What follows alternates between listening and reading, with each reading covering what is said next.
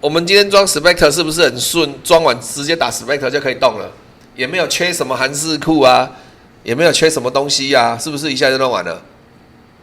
为什么你知道吗？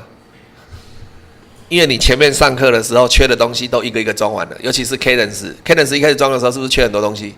那些都补完了，所以我上机考为什么要求你系统一定要砍掉重练？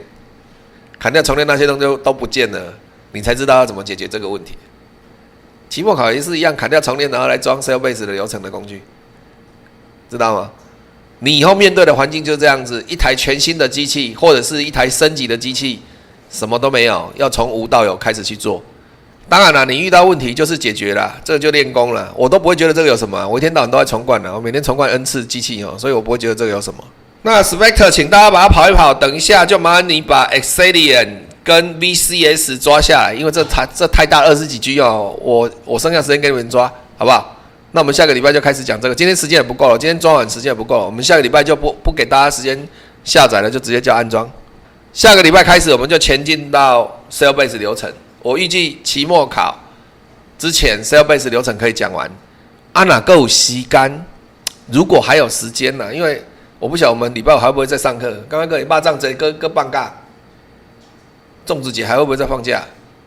搞不好还会。礼拜五，我先跟各位讲在前面，如果说 Sailbase 流程的工具教完了，还有时间，我就教各位装 Vivado 跟 Quartus 2， 就是 Linux 上面。其实这两个，你知道为什么这两个摆在后面吗？因为就算装了，就算叫你们装，你们还是在 Windows 上面用了，所以这两个有讲跟没有讲其实差不多了。打个东西用 Windows 版啦，但是我还是找时间跟你讲 Linux 版的 Vivado 跟 Linux 版的 Quartus 2怎么装，这样了解吗？所以就看大家进度吧。你跟得上我就讲多一点啊，你跟不上反正我学期初我就讲过了，至少这两个流程我要教完嘛，对不对？你若做较紧的，我就加讲话，你就加2挂；若做较慢的，我就这两个跟你讲了，安尼。好来，大家开始砍档案吧，开始对我的系统做 DDoS 攻击吧。这个搞不好做到12点钟过了。